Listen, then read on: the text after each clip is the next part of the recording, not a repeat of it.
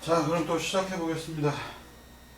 여기가 너무 더워가지고 이 TV가 열을 계속 뿜어내서 여기 제가 지금 수식이 틀렸었어요. 그래서 다시 지금 수정했고요. 앞서서 제가 유도한 대로 F를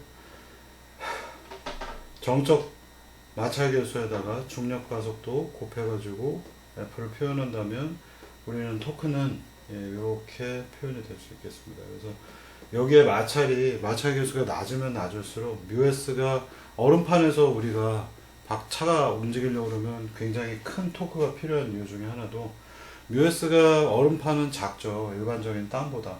그래서 타이어의 정적 마찰계수를 높여주면 높여줄수록 시작할 때의 토크가 작아도 되기 때문에 타이어가 다르면 차가 출발할 때 토크를 많이 필요로 하는 겁니다.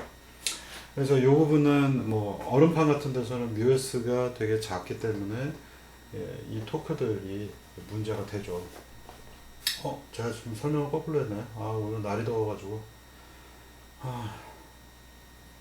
맞죠? 알파는 T, 여기 있는 수식도 네, 맞죠. 이렇게 표현되어 있고, 차가 그래서 얼음판에서는 출발할 때 제가 거꾸로 얘기했습니다. 이쪽에 마찰계수가 작으면 작을수록 시작할 때의 토크가 적죠. 그래서 얼음판에서는 작은 토크만 가지고도 차가 굴러갈 수가 있는데 얼음판 위에서 과격한 토크 입력을 넣게 되면 지금 보고 계시는 이 완벽한 롤링이 깨지면서 바퀴가 제자리에서 슬립하는 현상이 벌어집니다. 지금 이 조건은 마찰계수가 주어졌을 때 토크가 이거보다 크기만 하다면 굴러갈 수 있는 최소 조건들을 얘기하는 건데 얼음판에서는 뮤스 값이 작아지니까 토크가 조금만 있어도 차가 굴러갈 수 있는데 악셀을 세게 밟아서 토크를 세게 이 바퀴에다 입력을 하게 되면 이 녀석보다 너무 커서 제자리에서 슬립되는 현상이 벌어집니다. 이거 거꾸로 얘기하면 뮤SG 2분의 3 MR이라고 하는 것보다 토크가 작게 되면 이거는 굴러가질 못합니다. 그래서 여러분들이 마찰이 작은 곳에서는 작은 토크를 가지고도 이 녀석이 굴러갈 수 있는 반면 마찰이 큰 곳에서는 얘가 굴러가기 시작하는 토크가 되게 커야 된다라는 물리적인 수식들이고요. 근데 재밌는 건 여기 또 매스가 있죠. 그래서 차의 무게가 크면 클수록 이 마찰계수하고 이 토크하고의 관계가 돼서 차가 무거우면 무거울수록 토크가 많이 필요로 한다는 것도 아실 수 있고, 그 다음에 바퀴가 반지름 R이 있잖아요. R이 크면 클수록 큰 바퀴를 가지고 있으면 또 토크가 많이 필요로 합니다. 그래서 그 몬스터 트럭이라고 불리는 큰 바퀴가 있는 자동차들이 있죠. 걔네들은 엔진에 토크가 굉장히 많이 필요로 하는 사례입니다. 또 재밌는 거는 이제 중력 가속도 G도 있죠. 그래서 지구에서 자동차를 운전을 한다면 중력 가속도 G가 9.8이기 때문에 이 정도만 브렁 하고 밟아도 굴러갈 수가 있는데 이게 중력 가속도가 낮은 달 같은 데 가서 6분의 1 수준인 달에 가서 브렁 하고 밟으면 헛바퀴를 돌 수 있다는 거죠. 그래서 이 토크는 이게 굴러가기 시작할 때의 토크를 의미하는 바이기 때문에 여러분들이 여러 가지 물리적 현상들을 여기에서 잘 설명을 해주고 있습니다. 그 다음에는 여기 있는 마찰계수를 쓰지 않고요. 여기 보시면은 MAX는 F라고 표현되어 있고 우리가 이 수식을 안 쓰고 I0 알파는 토크라고 하는 수식만 3번 수식만 쓰게 되면 토크는 2분의 1 3 MR 제곱 알파 이 수식에서는 알파가 이 관계 때문에 제가 제거를 했고요. 이대로 우리가 알파라는 걸 그대로 고려해서 보면 알파는 T 3분의 2 그리고 MR 제곱분의 1 이렇게 표현이 되기 때문에 되게 재밌는 몇 가지들을 우리가 여기서 알 수가 있습니다. 뭐냐면은 알파가 크면 클수록 어떤 일이 벌어질까요? 이거 거꾸로 얘기해야겠네요. 반지름 타이어에 우리가 자동차의 엔진은 똑같아서 토크는 똑같은 콘스탄트 값을 쓰고 있다면 반지름 R이 작아지면 작아질수록 어떻게 될까요? R이 작아지면 알파가 커지게 되겠죠. 그래서 R이 작아지면 알파는 커져요. 그래서 바퀴가 작은 자동차가 여러분들 뭐 이렇게 굴러가는 미니카 대회 이런 거 해보시면 바퀴를 작은 거를 쓰게 되면 반지름이 작게 되면 각가속도가 크게 나옵니다. 그래서 동일한 토크를 쓰더라도 차가 가속이 잘 되는 거고요. 대신에 오메가는 떨어진다라고 되어 있어요. 뭐냐면 무슨 얘기냐면 V는 오메가 크로스 R로 우리가 표현을 하고 있는데 반지름이 작으면 작을수록 V가 어떻게 될까요? 작아지는 거죠. 그래서 최대 속도, 자동차의 속도는 작아지게 됩니다. 그래서 여러분들이 아마 이런 닌텐도 게임들에서 보시면은 제가 이름은 제가 이 세대가 아니라서 이 녀석은 차가 속도는 빠른데 가속은 느리고요. 이 여자애가 탄 차는 가속은 빠른데 최대 속도는 느립니다. 이 물리적인 현상들을 그대로 잘 설명을 하는 거고요. 그래서 얘가 탄 차는 바퀴의 반지름이 큰 거예요. 바퀴의 반지름이 크니까 가속은 잘 안 되는데 반지름이 크면 클수록 V는 오메가 크로스 R이니까 속도는 올라갑니다. 그래서 이 차의 최대 속도는 높은 거고 이 여자애가 탄 분홍색 차는 남자는 핑크 토크는 똑같다고 했을 때 반지름이 차 바퀴의 반지름이 작기 때문에 알파 가속은 잘 되는데 R이 작기 때문에 최대 속도는 작아지는 겁니다. 그래서 이런 간단한 원리들이 이런 수식에서 유도가 되는 것들이고요. 그래서 여러분들이 뭔가 싱싱카 이렇게 요새는 싱싱카라고 안 하죠. 뭐 이렇게 뭐죠? 전기 스쿠터 같은 것들 보시면은 바퀴의 지름이 굉장히 중요한 요소입니다.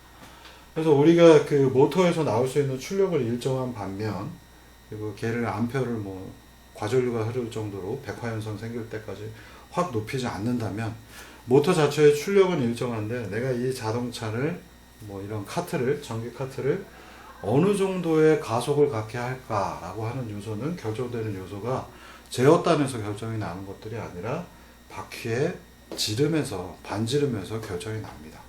그래서 바퀴를 작은 거 쓰면 가속은 잘 되지만 최대 속도는 적어질 것이고 바퀴의 반지름을 크게 하면은 가속은 떨어지지만 최대 속도는 올라갈 거예요. 그래서 등판 능력을 고려해야 되기 때문에 특정한 각도에서 올라가게 하기 위해서는 알파가 어느 정도 크게 만들어야 되고 그래서 바퀴의 지름을 좀 낮춥니다. 그래서 여러분들이 어떤 전기 카트가 있는데 걔의 바퀴를 인위적으로 바꾸거나 오토바이 또는 자동차의 바퀴를 일부러 크게 한다 그러면 그 성능 곡선들이 전부 다 바뀌게 됩니다. 그래서 반지름이 크면 가속이 떨어진다는 것들을 여러분들이 알아두시면 되겠습니다. 여기에 있는 수식은 이제 또 다른 얼터너티브 솔루션, 또 다르게 푸는 거. 우리는 요 지점에서의 회전으로 풀었는데요. 센터에 대해서 풀게 되면은 아까 없어졌던 센터에 대해서 풀기 때문에 여기가 5에 대해서 풀 때에는 평행축 정리로 MR제곱이 들어가 있는데 센터에 대해서 우리가 물리적인 수식으로 풀게 되면 I 센터 알파가 되니까 MR제곱이 여기에는 없죠. 그 대신에 이 센터에 대한 토크를 따지기 때문에 이 녀석이 돌아가려는 토크에다가 반대 방향으로 돌게 하는 F가 동작을 하죠. 그래서 R 크로스 F가 여기 걸리기 때문에 FR로 여기 제가 써놨고요. F를 계산해서 풀어주시면은 F는 MR 알파이기 때문에 빼기 MR 제곱 알파가 나옵니다. 이 수식하고 보시면은 관계가 되게 재밌게 나타나고 있죠. 그래서 우리가 평행축 정리가 이 녀석은 제로 지점에서의 회전으로 따져서 평행축 정리로 MR제곱이 있는데 우리가 센터에 대해서 이너시아를 계산하게 되면 이 바깥쪽에 있는 F 마찰력이 반대 방향으로 돌게 하는 마이너스 FR의 토크가 생겼고 그 항이 마이너스 MR제곱 알파이기 때문에 여기에 있는 수식하고 똑같습니다. 이게 이쪽으로 넘어가면 똑같은 결론이 나와서 최종적으로 이렇게 푸셔도 2분의 3 MR제곱 알파라는 수식으로 나옵니다. 그래서 우리가 문제를 풀 때 회전축을 여기다 놓고 풀어도 되겠습니다만 가운데 센터에 놓거나 다른 지점 아무데나 갖다 놓고 푸셔도 결과는 똑같이 나올 수밖에 없습니다. 하나의 사례로서 여러분들이 알아두시면 되겠고요. 이 칠판이 PDP라 너무 더워가지고 제가 계속 수업을 하면서 오늘 맛이 나네요. 빨리 에어컨을 학교에서 틀어줘야 되는데. 자, 그래서 정리를 한다면요. 우리가 이제 여기서 동력학편은 여기서 제가 멈출 거고요. 이 동력학은 일반적인 역학 수준에서의 동력학을 짧게 제가 설명을 해드리는 것들이고요. 실제로 이제 로봇 동력학으로 우리는 넘어가도록 하겠습니다. 여러분들이 잊으시면 안 되는 거, 로봇 동력학은 이게 사람 피부처럼 꿀렁꿀렁꿀렁하는 녀석이 아니라 리지드 바디 모션이다. 로봇의 모든 표면에 질량들이 있는 부분은 질량과 질량 간의 거리가 변형이 없다. 즉 리지드 바디 모션이 될 것이고, 우리는 로테이션이라는 걸 이제부터 신경을 쓴 거고요. 여태까지 앞서 설명들도 다 로테이션들을 설명하고 있고요. F는 MA는 이제 당연히 들어가는 것이고, 그 다음에는 추가적인 수식, 앞서서 얘기 드렸던 I0, IC, 알파는 토크, 이런 강체의 회전에 대한 수식이 추가가 되기 때문에 이제부터는 여러분들이 이너시아라고 하는 것들을 반드시 적용을 하셔야 됩니다.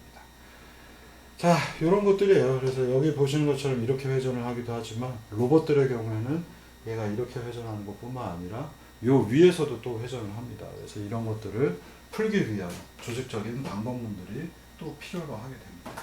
그 부분들을 아마 다음 주 정도부터 이제 다루게 될 것 같습니다. 여기 써놨네요. IR 커런트.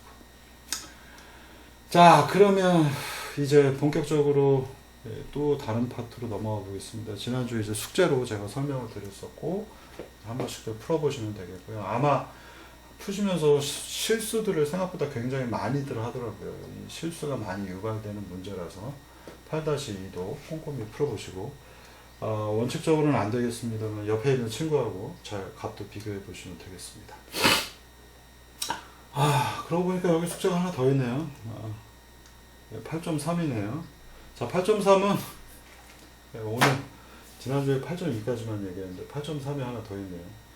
자, 이 문제는 되게 단순한 문제인데 여러분들이 이제 한번 느껴보시라고 제가 이런 숙제를 만들었습니다. 여기 이제 가운데 드론이 있고요. 드론은 아시는 것처럼 보통 4개의 날개를 갖습니다. 여기 이제 날개가 이렇게 붙어 있겠죠. 이 이너시아를 배우다 보니까 이 날개라는 게 돌게 되면 좀 영향을 주겠네? 이너시아에 어떤 영향을 줄까? 이런 것들이 좀 궁금해질 수 있죠. 그래서 이제 이 문제를 만든 거고요. 그래서 이렇게 하나를 띄어서 8.3에 문제를 풀어보시는 겁니다. 자, 이게 이제 중심점이에요. 여기 있는 이 부분이 중심점이 되면 길이 L만큼 가서 프로펠러가 이너시아를 가지고 이렇게 뺑글뺑글 돌겠죠. 얘가 이렇게 됐을 때의 이너시아와 이렇게 됐을 때의 이너시아가 여기는 지금 이렇게 되어 있고, 여기는 45도만큼 날개가 돌아가 있는 상태입니다. 이 두 가지에 대한 이너시아의 변화는 있을까요? 없을까요? 이너시아가 계속해서 드론을 위해서 변한다면 이 녀석들이 회전을 하고 있기 때문에 이너시아가 계속해서 이 프롭들이 돌아감에 따라서 이너시아의 변동이 있다면 이 가운데 있는 드론은 마구잡이로 흔들리겠죠. 여기에 이너시아들이 막 바뀔 테니까. 그죠? 그런데 이 수식 케이스 1과 2를 토대로 해서 보시면은 여기에 있는 이 막대기는 매스가 거의 없다라고 가정을 하겠습니다. 그러면 프로펠러가 워낙에 고속으로 돌기 때문에 여기서 여러분들이 보셔야 되는 건 얘가 하나의 이너시아잖아요. 알파는 토크. 여기에 토크를 모터가 전달을 해주는 것이고, 알파가 굉장히 높습니다. 그래서 드론의 경우에는 RPM대가 10,000rpm이 넘어가기 때문에 알파가 굉장히 높기 때문에 이너시아가 변동을 한다면 모터에 걸리는 토크가 흔들리겠죠. 그래서 이 I 값이 날개가 흔들리는지 안 흔들리는지, 이너시아가 양쪽 두 케이스에 대해서 똑같은지, 아주 간단하죠. 눈으로 보면 답이 나옵니다. 그래서 두 가지 경우에 이너시아를 비교하고, 그 다음에는 이 가운데 있는 녀석의 토크가, 이 부분의 모터에 이만큼의 토크가 이쪽 방향으로 걸리게 되면 이 축을 따라서 작용 반작용이기 때문에 이쪽으로 토크가 걸릴 거고, 여기도 토크가 걸릴 거고, 여기도 토크가 걸려서 이 몸체 파트에는 4개의 토크들이 합성이 되겠죠. 토크 1, 토크 2, 토크 3, 토크 4.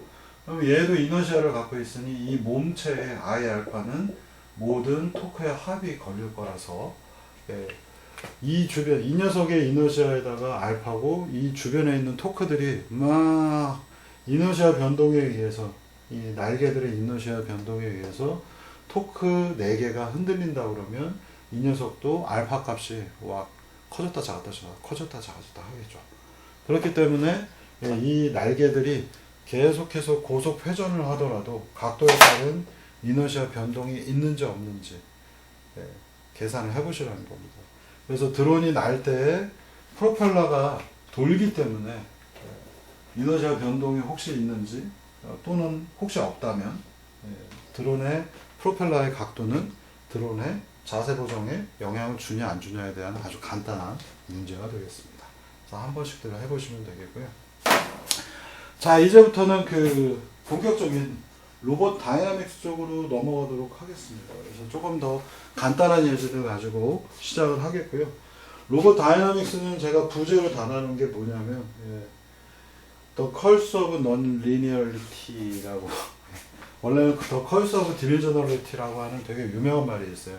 디멘전의 저주 이런 표현이 있는데 무슨 얘기냐면 원래는 Non-Linearity가 아니라 디멘전입니다.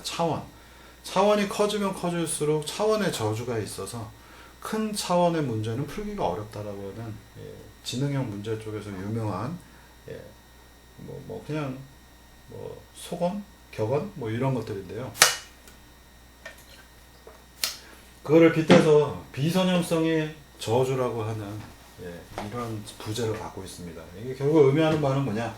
로봇 다이나믹스는 선형이 아니라 비선형이고요. 비선형 때문에 로봇의 다이나믹스는 굉장히 지저분하고 복잡하고 다이나믹스가 복잡하고 비선형성에 의해서 너무 변동이 심하기 때문에 역시 마찬가지로 로봇을 제어를 하려고 하면 로봇의 시스템 다이나믹스가 굉장히 지저분해지기 때문에 제어하는데 되게 어려움을 받습니다. 그래서 여러분들이 로봇들 제어하는 거 슉슉슉 움직이는 것들 보면 그냥 대충 하나보다 하는데 바로 이 비선형성 때문에 로봇 제어하는 데는 굉장히 어려움이 있습니다.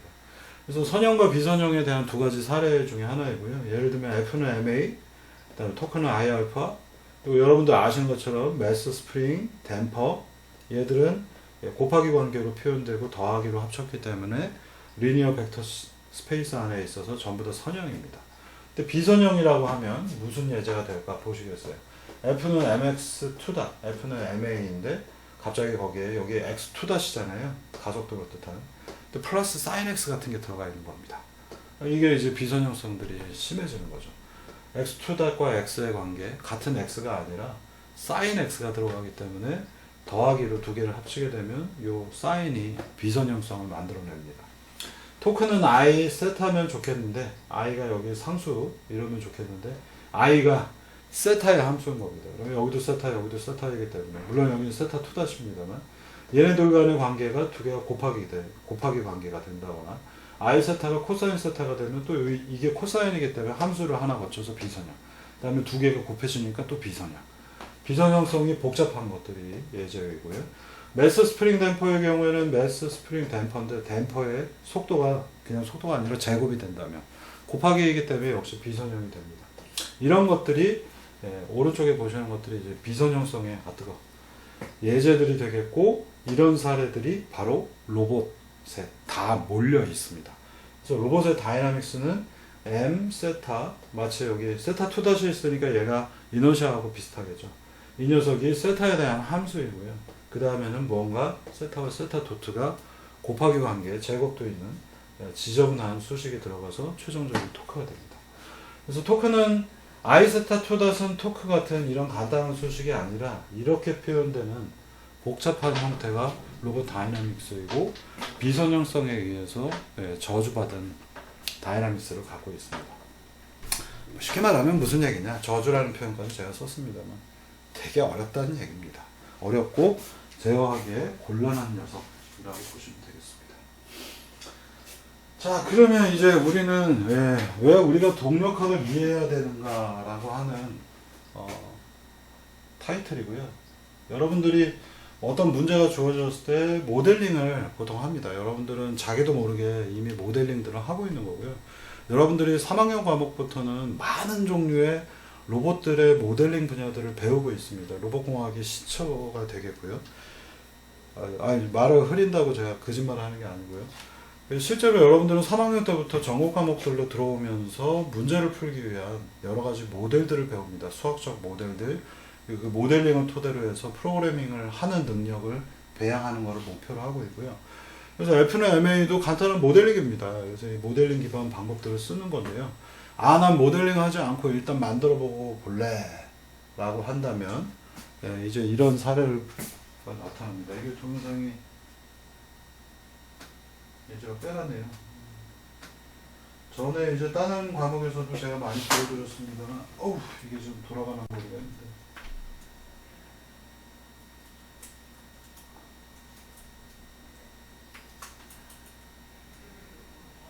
자, 잠깐 한번 제가 예제를 돌려보겠습니다. 자, 지금 보시면은 이제 네 다리를 가지고 있는 사족보행 스타일이고요. 관절 총 12개를 쓰고 있고, 지금 시작하자마자 컨트롤이 안 되고 있으니까 이렇게 자빠져 버립니다. 로봇이 자빠지는 과정들 잘 보셨죠? 여기 보시면은 지금 이 로봇들 개 로봇을 시뮬레이션 하고 있는 중이고요. 그래서 이 녀석은 지금 다리 4개를 가지고 12개로 로봇을 이렇게 만들어 보면요. 여러분들이 나는 로봇을 일단 만든 다음에 그 다음에 생각하겠어 라고 하시면 절대 안 되겠습니다. 여러분들이 로봇을 아무 생각을 가지지 않고 만들게 되면 그 로봇은 일단 시작하자마자 서 있기도 어렵고요. 그리고 이 각각의 길이들이라고 하는 요소들을 여러분들이 무언가의 의미 있는 팩터들을 결정을 해야 되고, 이 로봇들을 어떠한 속도로 움직일 것이며 중심은 어떻게 잡고, 그 다음에 그 속도가 얼마나 빠른지 얼마나 느린지에 따라서 제어 기법들도 다 바뀌게 됩니다. 그래서 제가 하나의 사례로서 보여드리면 되게 유명한 동영상이 돼버렸어요. 최근에는 이걸 본 게 한 6년 정도 된 것 같은데, 여러분들도 잘 알고 계시는 그 치타 로봇입니다. 그래서 많은 사람들은 이걸 이렇게 김모 교수님이 만들었다고 생각을 하는데 실제로 그렇지 않고요. 이 로봇들의 제어 방법론들은 뭐 네이버 그쪽에 계신 분도 아니고 실제로 박혜원 박사가 거의 다 만들었다고 보시면 됩니다. 그 전까지는 잘 서있지도 못하다가 제어 이론들을 여기에 투입을 해서 이 녀석을 잘 움직이도록 했었고요. 여기에 이제 하나의 재밌는 사례들 일화로서 얘기 드리면은, 제가 많은 그 학년들한테도 특히나 이제 고학년으로 올라갈수록 제가 얘기를 많이 드리는데, 소리는 좀 끄고 얘기를 하겠습니다.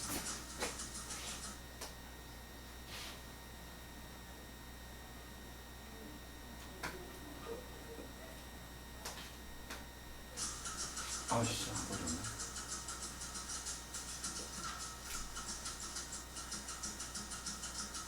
에이, 소리 안 꺼주니까 그냥 하겠습니다.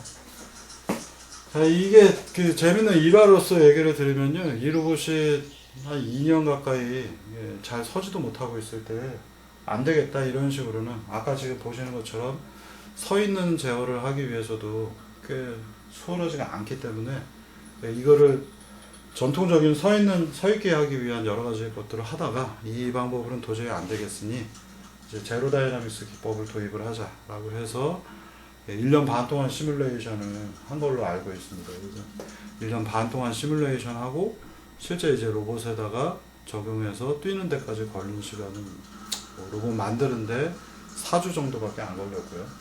그래서 여러분들이 뭔가 일단 나는 만들겠다라고 하는 생각을 되게 많이 합니다만, 그거는 이제 진짜 장난감일 때가 되겠고요. 뭔가 다이나믹스라고 하는 뭔가 질량이 커지고 길이가 커지게 되면, 여러분들 질량이 커지면 그리고 길이가 길어지기 시작하면, 요만할 땐 상관없는데 길이가 길어지면 이너시아가 커지고 토크에 대한 것들이 복잡해지기 시작을 하죠. 아예 세타2닷은 토크이기 때문에. 그래서 다이나믹스가 심각해집니다. 그래서 사이즈를 조금만 늘려봐도요, 요만한 거 만들 때는 별 문제가 없는데 사이즈가 커지면은 다이나믹스가 굉장히 중요한 역할이 되고, 그 다이나믹스들을 해결하기 위해서는 일반적인 PD 컨트롤 기법들 가지고 안 되는 지점이 나오고요. 그리고 심지어 이제 오픈루프급의 제로 다이나믹스 같은 경우에는 연구자들도 그렇게 많지 않습니다. 이 치타 로봇에서 제로 다이나믹스 얘기할 때 꽤 많은 전문가 그룹들이 있었어도 그 제로 다이나믹스 관련된 것들을 다뤄보지 않은 사람이 워낙에 많기 때문에, 국내에서 제로 다이나믹스 잘하는 분들 다 합쳐봐야 5명 전에 안 된다고 보거든요. 그렇기 때문에 여러분들이 이거를 이렇게 만들어 놓고 어떻게 되겠지 라고 하면 절대로 그 로봇은 쓸 수도 없고 걷지도 못합니다.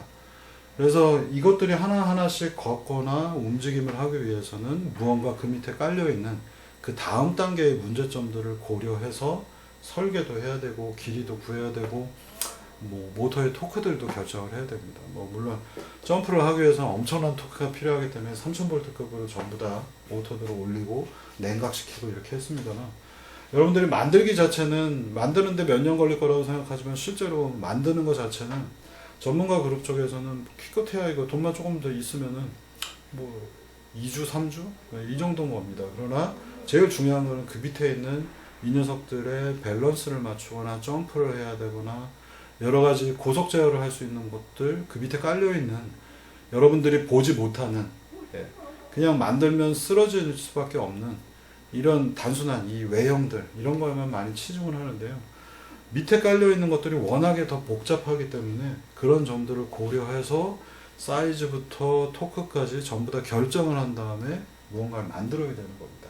그렇기 때문에, 그리고 최근에는 특히나 로봇들이 이제 더 이상 정적인 것들에 대해서 별로 관심들이 없기 때문에 뛰고 달리고 점프하고 그러려면 토크를 높여야 되고 다이나믹 패턴이고 고속 제어를 해야 되고, 그러다 보면 여러분들이 다이나믹스라고 하는 것들을 최대한 충분히 이해를 해야 됩니다. 물론 그냥 나는 로봇팔을 하나 사가지고 그 로봇팔을 제작사에서 만들어준 대로 돌리래 치킨 치킨 칙칙칙, 그럴 때는 그렇게 심각하지 않습니다. 그런데 많은 경우에는 그러한 로봇을 이용하더라도 거기에 부가적인 부하가 걸린다거나 그 로봇의 성능이 내가 원하는 스펙에 도달을 하지 못했을 때에, 왜냐하면 로봇은 똑같지만 문제는 수십억 개가 있거든요. 문제는 무한이거든요. 로봇은 하나이지만. 그렇기 때문에 거기에 맞춰서 내가 뭔가의 기법적인 변화를 줘야 될 때 전부 다 이러한 로봇의 다이나믹스라고 하는 것들이 굉장히 중요하고 지대한 영향을 줍니다. 그래서 혹자는 뭐 머니플레이터 관련된 것들이 옛날에 연구가 끝났다라고 하는 분들도 있습니다만, 뭔가 하나도 참 이쪽 바닥에 얼마만큼 심오한 문제가 있는지 잘 몰라서 그렇고요. 이제 머니플레이터 관련된 건 지능하고 관련된 문제하고 결합하면서 이제 시작한다고 보시면 될 것 같습니다. 그래서 아직도 뭐 무궁무진하게 할 것들이 남아있는 영역이고, 여러분들은 그래서 다이나믹스를 지금부터 배워보도록 하겠습니다. 이 다이나믹스는 뭐 말이 많아요. 그러니까 그 다이나믹스 편으로 넘어가면 지금까지 다뤘던 내용들보다 갑자기 문제의 수준이 확 하고 어려워지거든요. 그래서 매년 그 항상 말이 많은 분야인데, 사실 많은 대학교들에서 로봇공학을 배우게 되면 다이나믹스를 다 배웁니다. 근데 잘 써먹지를 못해요. 그게 이제 문제점인 거고요. 그 다음에는 이제 교수님들이 다이나믹스 쪽에 대한 이해가 낮거나, 그리고 또는 학생들이 따라오기 어렵다고 판단하면 자꾸 이 다이나믹스를 안 가르치려고 하는데, 이거는 굉장히 중요한, 사실 한 10년 전에는 다이나믹스 그래 그러면 이제 안 가르쳐도 될 것 같은데 뭐 이런 생각을 하던 때도 많았습니다만, 최근에 어떤 보셨던 것처럼 치타 같은 이런 최근의 로봇 스타일들 때문에 다이나믹스는 필수적인 요소 중에 하나입니다. 사실 정확하게 얘기하면 뭐 옆에 있는 과에서는 다이나믹스 관련된 거를 대학원에서 가르치고 있던데 좀 답답하죠. 이거는 원래 학부에서 배우는 내용입니다. 자, 그래서 이제 여러분들이 이제 아셔야 되는 건 뭐냐면, 다이나믹스를 배워야 되는데, 앞서서 제가 이너시아 편에서 많이 설명을 하기도 했습니다만, 이너시아를 가지고 이퀘이션 오브 모션이라고 하는 형태들로 문제를 풀다 보면 여러분들이 많이 풀기가 어렵기 때문에, 그리고 로봇은 관절이 많아서 이것들을 처리하기가 점점 어려워지기 때문에, 좀 뭐 옆에서 지역선도 과목에서 하고 있는 스마트 팩토리는 이미 육자유도급 로봇을 다뤄버리는 바람에 그쪽 미안하게 생각하고 있습니다. 여기도 2명 듣고 있죠. 훨씬 어렵죠, 그쪽 과목이. 로봇공학은 로봇에 대해서 가르치고 있는데, 그쪽은 실제 있는 로봇들을 가지고 뭔가 하려다 보니 육자유도급을 다루고 있어서 굉장히 고통스러워 할 겁니다. 저도 최근에 육자유도 참 써본 게 언젠지 20년 만에 써본 것 같은데 그렇습니다. 자, 그래서 여기에서는 이퀘이션 오브 모션이라고 하는 것들도 간략하게는 제가 설명하겠습니다만, 기본적으로는 이 이퀘이션 오브 모션을 동력학을 처리할 수 있는 방법은 이퀘이션 오브 모션, 그러니까 운동 방정식이라고 부르고요. 다음 두 번째는 우리가 운동량을 써서 다루는 방법이 있고, 세 번째는 에너지를 써서 다루는 방법이 있죠. 그래서 여러분들이 고등학교 때 이과 계열에서는 물리 시간에 여러분들이 에너지라고 하는 컨셉을 배웠고요. 운동 방정식도 사실 배웠습니다. 이 문제는 아주 유명한 제가 고등학교 때 물리 시간에도 나왔던 문제가 되겠고요. 그래서 이 이퀘이션 오브 모션은 역학 쪽을 다뤘다면 뭐 설명을 하기가 편하겠지만 우리 수업에서 역학을 최근에 이제 그래픽으로 대체했기 때문에 이퀘이션 오브 모션은 제가 피해가고 곧바로 에너지 편으로 넘어가도록 하겠습니다. 자, 이 에너지에 대해서 설명을 하게 되면 이 에너지는 문제를 좀 쉽게 풀 수가 있어요. 그래서 사실은 앞서 페이지에 있는 이퀘이션 오브 모션 그리고 아까 제가 바퀴의 토크를 계산하거나 또 뭐 막대기의 움직임 이런 것들을 다룰 때는 이퀘이션 오브 모션으로 많이 표현을 하고 있습니다만 이퀘이션 오브 모션은 정말 우리가 모델링을 해서 그 문제들을 정확하게 풀고 있는데 사실은 얘네들은 다 벡터급의 연산들입니다. 그래서 벡터를 다루려다 보니 안 그래도 복잡한 6자유도, 3자유도급 로봇들에서 너무 복잡하니까 에너지를 쓰는 방법론이 최근에 거의 대세이고요. 많은 대학원급에서도 최근에는 이제 뉴턴 오일러 메소드보다는 이 에너지 기반의 방법론을 많이 선호합니다. 그래서 여러분들은 에너지는 최소한 컨셉을 여기서 이해를 하고 넘어가셔야 되겠습니다. 자, 이제 여러분들이 고등학교 수학, 물리 시간에 보면요. F가 있는데, 매스가 있고, 이렇게 하게 되면, 이 물체가 움직입니까? 안 움직입니까? 안 움직이죠. 그리고 이때 에너지는 빵이다, 0이다, 이런 표현을 씁니다. 그런데 이렇게 F를 밀지 않고, 이쪽 방향으로 밀어주게 되면, 그래도 이 녀석이 이만큼 움직이죠. 그리고 이 거리가 얼마 s가 되게 되면 여기에 각도를 계산해서 얘가 실제 움직이게 하는데 필요한 힘은 F 코사인 세타였다. 그래서 F 코사인 세타랑 실제 움직인 거리 S의 곱이 에너지다. 이런 표현을 고등학교 물리 시간에 많이 배웁니다. 이게 되게 좀 낯선 표현이고요. 저는 이러한 식의 조금 애매한 이런 방식들이 오히려 고등학교 때 물리를 싫어하게 만들고 수학을 싫어하게 만드는 좀 잘못된 요소라고 생각하는데요. 이게 이제 얼토당토 안 하게 말로 억지로 설명을 해서 그런데요. 원래 이 정의로 돌아가서 보면요. 에너지라고 하는 것들은 에너지 U가 되겠고요. 얘를 미분한 녀석이고 얘는 F, dr로 표현을 합니다. 자, 그런데 에너지는 앞서서 여러분들이 알고 계시는 것처럼 에너지는 벡터가 아니에요. 에너지는 내가 이만큼 들어올렸으면 위치 에너지가 올라가고 얘가 이제 떨어지면 속도가 증가하면서 운동 에너지가 증가하더라. 운동 에너지 방향성이 있나요? 위치 에너지 방향성이 있나요? 물론 이제 중력에 대해서 거슬러 올라가면 있겠죠. 자, 이 에너지라고 하는 것들은 전부 다 벡터가 아니라 스칼라 값입니다. 그래서 이 스칼라 값이 나와야 되는 건데 F는 이렇게 밀 수도 있고 이렇게 밀 수도 있고 저렇게 밀 수도 있고 F는 여러분들이 예상하시는 것처럼 벡터입니다. 그러면 내가 힘 F를 가해 가지고 얘가 움직이면 에너지로 표현해야 되는데 자, 이쪽 부분에 있는 이 정의에 보시면 R, 거리 R만큼 움직였다는 얘기예요. 거리는 X방향도 있고 Y방향도 있고 Z방향도 있겠죠. 그래서 얘는 역시 벡터입니다. 얘네 두 개가 벡터예요. 벡터를 무언가 곱해서 스칼라 값이 나온다. 이 사례는 뭐가 될까요? F하고 DR, 벡터하고 벡터끼리 어떻게 곱해요? 딱 두 가지밖에 없죠. 곱하는 때는 도트 프로덕트 내적을 하거나 또는 외적 크로스 프로덕트를 해야 되는데 목표값이 에너지 U는 스칼라로 나와야 되기 때문에 이 두 가지 사이의 관계는 사실상 도트 프로덕트 내적이 되겠습니다. 이게 이제 완벽한 수학적 정의입니다. 그래서 이 두 가지가 도트 프로덕트로 표현이 되기 때문에 아까 제가 일부러 질량을 이렇게 곱했잖아요. 여기가 세타이기 때문에 F 벡터하고 실제 얘가 움직인 벡터 R 방향하고 실제로는 X축, Y축이 되기 때문에 F 벡터는 무언가 F 칸이 좁긴 합니다만 끝까지 한번 풀어볼게요.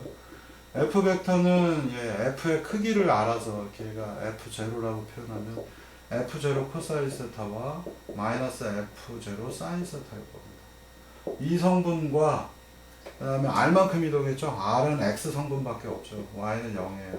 얘네 두 개를 도트 프로덕트를 하게 되면 어떻게 돼요? 이건 의미가 없이 사라져버리죠. 이렇게 곱해서 더하기 얘네 두 개를 해야 되니까. 그래서 여러분들이 고등학교 때 배우셨던 이 두 가지 곱, 벡터와 벡터의 곱이 도트 프로덕트로 되어 있기 때문에 작용하는 방향으로 가해진 힘으로 그 거리로만 이동을 하면 그게 에너지의 정의다 라고 하는 기괴한 표현이 등장을 한 겁니다. 근데 실제로는 이 사이가 도트 프로덕트이기 때문에 X방향으로 움직였다 그러면 도트 프로덕트를 하니까 어떻게 돼요? 프로젝션이 됐죠. 투영이 된 겁니다. R축 방향으로.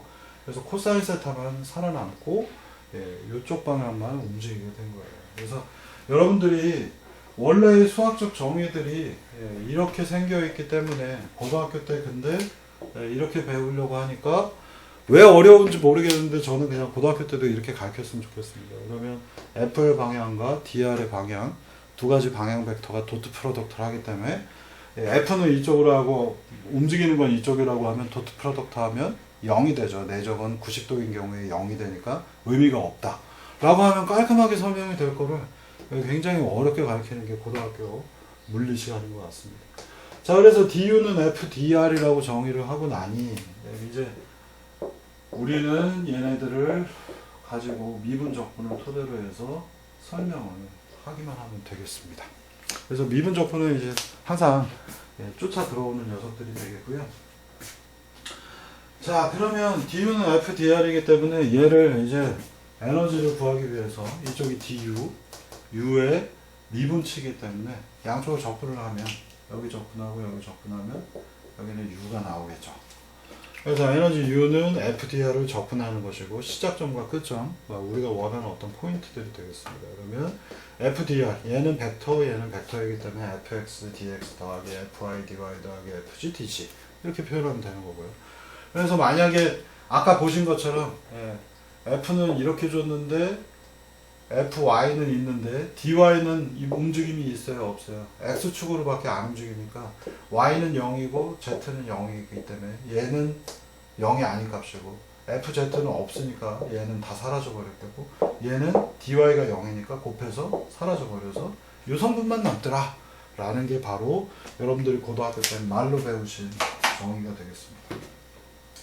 그래서 차라리 수식이 조금만 여러분들이 익숙해지시면은 수식이 더 편한 경우가 많습니다. 자, 그 다음에 equation of motion이라고 하는 것들은 우리가 전부 다 에너지로 바꿀 수가 있어요. 그래서 F는 ma라고 하는 수식은 에너지 형태들로 우리가 전부 다 문제들을 치환할 수가 있고요. 그리고 앞부분에 있는 빗면에서 내려오는 것을 에너지 형태로 모델링하는 게 여기에 있습니다. 근데 equation of motion 쪽을 제가 지금 다루지 않기로 했기 때문에 이 얘기는 스킵하고 넘어가겠습니다. 자, 이제 이 에너지 장난질, 이 부분을 한번 해보도록 하겠습니다. 우리가 이 에너지라고 하는 수식을 이용을 하면요, 마음대로 수식들을 가지고 이리저리 장난을 쳐서 만들어낼 수 있어요. 얘는 벡터고 얘는 벡터죠. 근데 운동 에너지, 여러분들이 알고 계시는 운동 에너지, 키네틱 에너지라고, 카이네틱 또는 키네틱 에너지라고 부르고, 그래서 K자를 써서 여기 EK 이렇게 쓰고 있죠. 아마 많은 이과 학생들은 다 답을 알고 있습니다. 이렇게 유도를 할 수 있겠죠. 근데 저거 어떻게 나온 거냐고 물어보면 또 많이들 혼란스러워 하는 것 중에 하나입니다. 그래서 DU는 F 곱하기 DR인데 여기가 벡터인데 이쪽 방향으로 FX 주고 X 방향으로만 움직인다 그러면 도트 프로덕트에서 얘네들은 이제 하나씩 빼버려서 그냥 여기는 원래 벡터입니다만 fx 하나에다가 dx 이렇게 두 개를 스칼라 곱으로 표현을 할 수가 있겠죠. 이렇게 우리는 쉽게 바꿀 수 있죠. 그럼 du는 f 곱하기 dx다 이렇게 바꿔놓고 보면 f는 뭐예요? ma죠. ma dx가 될 거고요. a는 뭐예요? 시간에 대해서 속도를 미분한 거죠. dt분의 dv 그리고 여기 dx가 나올 겁니다. 오, 여러분들이 1학년 때 공학수학 기초를 배우셨다면 dt분의 dv가 세트로 몰려다니는 게 아니라 미분은 d만을 의미하기 때문에 우리는 얘들의 순서를 바꿀 수 있죠. 그래서 dv 그리고 dt분의 dx 이렇게 바꿀 수 있어요. 그러면 요거분의 요걸로 바꾸는 거죠. dt분의 dx는 뭔가요? v죠? v입니다. 그래서 m, v, dv가 됩니다. 뭔가 이제 감이 좀 잡히시죠? 그러면 du는 m, v, dv이기 때문에 양쪽을 접근을 하면 자 이쪽은 에너지 u v를 dv로 접근하니까 2분의 1 m v 제곱이 등장하는 겁니다. 우리 이걸 굳이 외울 필요가 없어요. 그러니까 사실 고등학교 때 물리 시간에 여러분들이 배우신 것들이 많은 것들은 미분 적분이 없을 때 억지로 배우기 때문에 이걸 다 외워야 되는 건데 우리가 외워야 되는 건 F는 MA하고 MV는 콘스탄트라고 하는 1법칙, 2법칙만 아시면 나머지는 다 유도할 수가 있는 거죠. 역학 시간을 배우셨던 분들은 아마 복학생들은 잘 알고 계시겠지만 복학생은 이제 또 군대를 갔다 왔기 때문에 머리가 비어 있죠. 그래서 오랜만에 다시 한번 보시겠습니다. 또는 이제 여러분들이 알고 계시는 것 중에 포텐셜 에너지 계열 쪽에 위치 에너지라고 배우는 거 있죠. 위치 에너지. 얘들은 이제 포텐셜 에너지라고 배웁니다. 부호에 대한 건 제가 뒷페이지에서 다시 한번 얘기 드릴게요. 그래서 위치는 뭐냐? 무언가 물체가 h만큼의 거리 위에 있으면 중력 가속도 때문에 얘는 떨어질 거라서 무언가를 올려놓으면 그 자체가 잠재적인, 포텐셜은 잠재적인 거죠. 포텐셜이 터졌다. 잠재력이 터졌다. 포텐셜 에너지가 될 수 있습니다. 이것도 똑같은 방법으로 우리가 유도를 할 수 있습니다. du는 fdr인데 지금은 벡터입니다만 y축 방향만 보겠다고 했기 때문에 우리는 fy만 보고요. 그 다음에 곱하기 x나 z 방향은 지방향은 의미가 없어서 지우고 나면 dy만 남습니다. fy는 뭐예요? 중력 때문에 밑으로 내려가려고 하죠. 마이너스 mg dy가 됩니다. du 이렇게 소식이 나오겠고요. fy는 중력 밑으로 떨어지니까 부호 마이너스 붙었고요. 접근하면 에너지 u는 마이너스 mg 상수이고 y에 대해서 접근하니까 수식이 이렇게 나옵니다. 그래서 u는 마이너스 mgh 이렇게 바꿀 수 있겠고 또 다른 형태의 그 스프링 스프링 관련된 것도 역시 포텐셜 에너지인데 스프링은 여러분들이 2분의 1 kx 제곱 이렇게 배웠죠. 그럼 du는 f dr 도트 프로덕트인데 스프링이 있고 걔를 이쪽으로 힘을 가해서 얘가 변이가 x만큼 생겼다 라고 하면 후크 선장 훅스 로우에 의해서 f는 kx다 라고 정의를 선형적으로 하고 있죠. 여기에 대입을 하는 겁니다. du는 벡터인데 힘은 f밖에 없고요. dr에 해당하는 위치 벡터는 x밖에 없기 때문에 f dx가 되겠고 f는 kx dx가 되겠고 양쪽을 접근하면 에너지 u는 x를 dx로 미분하니까 2분의 1 kx 제곱 나옵니다. 간단하다. 그죠? 여러분들 이렇게 해서 이 문제들을 이해하시면 되겠고요. 그래서 여러분들이 아주 간단한 정의들하고 미분 적분을 활용하시면 여러분들은 이것들을 아주 깔끔하게 이해하실 수가 있습니다. 하나의 사례로서 제가 얘기를 드리면 질량 M이 있는데 스프링으로 얘는 원래의 위치에서 이만큼 x0만큼 스프링을 꽉 압축을 시켰습니다. 손을 탁 놓게 되면 얘가 팅 하고 움직이겠죠. 그죠? 그럼 에너지가 보존이 되겠죠. 에너지는 보존이 되기 때문에 탄성 에너지 2분의 1 kx 제곱은 x0만큼 되었기 때문에 얘는 이게 다 풀리게 되면 티용 하고 여기까지 질량이 오게 되면 원래의 스프링은 원래의 길이로 복원이 됐기 때문에 그때의 운동 에너지는 얼마일까? 이렇게 표현하시면 되겠죠. 그래서 탄성 에너지가 운동 에너지로 변환되기 때문에 두 개가 같고 2분의 1 지우고 나면 v 제곱은 n분의 1 k x0 제곱이 되겠고 v는 여기가 루트를 씌우시면 되겠습니다. 이런 식으로 에너지를 활용하는 겁니다. 자, 그러면 이 에너지 표는 또 뭐 간단한 거 많이 있죠. 여러분들 고등학교 때 맨날 고구마 100개 먹자. 그럼 저기 고구려 백제 실라고 물체가 있는데 여기에다가 이만큼 H만큼 질량 M을 올려놓은 다음에 얘가 딱 놓으면 얘가 풍 하고 떨어져서 여기 꽝 하고 부딪힐 텐데, 이때의 속도는 얼마냐? 이거 뭐 고등학교 때 맨날 나오던 거죠. 그래서 원래 지금 가지고 있는 포텐셜 에너지 mgH가 위치 에너지를 다 잃고 바닥에 떨어졌기 때문에 다 잃고, 그때의 속도는 얼마인가? 초기 속도는 0이었는데 바닥에 떨어질 때 속도를 구하고 싶으면 이렇게 넣으시면 되고, m 지워주고 v는 루트 2gh, 뭐 이런 것들이 여러분들이 고등학교 때 마르고 닳도록 풀었던 문제입니다. 간단한 문제죠. 이거. 자, 그래서 이것들에 대한 것들을 이용하는 것이, 여러분들이 고등학교 때 이런 이과 수학에서 물리를 배우셨던 이유가 바로 로봇공학에서 다이나믹스를 유도하기 위해서 배웠던 겁니다. 자, 키네틱 에너지 다시 한번 정리해서 보시면은, 에너지는 어디 갔어요? 여기서부터 시작할게요. 키네틱 에너지 유도에서 무언가 키네틱 에너지는 보통 T라고도 표현합니다. 이게 토크가 아니고 EK, 에타 K 또는 T라고 표현을 많이 하고요.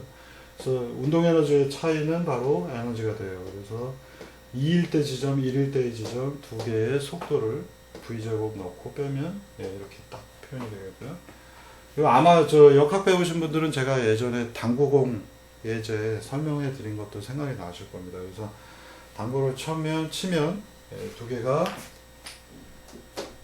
공이 탁 여기 있는 수구를 때려서 얘는 이쪽으로 가고 여기 있는 공은 이쪽으로 가게 되죠. 그리고 두 가지의 각도는 직각이 나옵니다. 그래서 이 직각이 나오는 이유가 운동량 보존 법칙에다 플러스 V 제곱 등 운동 에너지들 때문에 제곱이 생기죠. 그래서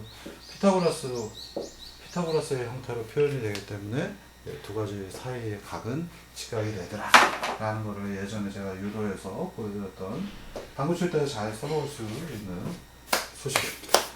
자, 이제 포텐셜 에너지 들어가서 보시면은 앞서 얘기 드린 것처럼 마이너스 mg fy는 y축을 이쪽을 플러스로 했기 때문에 중력에 의해서 떨어지는 힘은 마이너스 mg만큼 걸려 있어서 이걸 풀어주시면은 u는 마이너스 mg y1 빼기 y2, 여기 보시면은 2 빼기 1이니까 부호가 마이너스가 붙었죠. 그래서 에너지 관점에서 보시면 u는 마이너스 mgh가 됩니다. 그런데 여러분들이 고등학교 때 배우실 때는 여기 마이너스 부호가 없죠. v라고 배우죠. 여기 이 부분이 플러스 1이죠. 이유는 뭐냐면 v라고 하는 형태로 이걸 다시 표현을 합니다. 그래서 에너지 u는 마이너스 v다라는 표현 때문에 du는 마이너스 dv, v는 뭐냐 뒤에서 이제 다시 또 배우시겠고요. 얘가 이제 포텐셜 에너지입니다. 얘는 에너지, 얘는 포텐셜 에너지.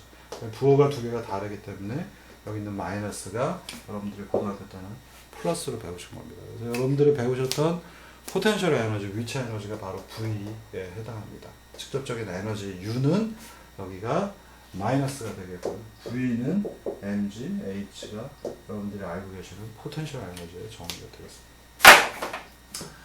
자, 그러면 이제부터 여기가 이제 할 일이 많아가지고 최대한 좀 빨리빨리 넘어가 보겠습니다. 48분이라 넘어서 49분이라 잠깐 쉬었다가 하겠습니다.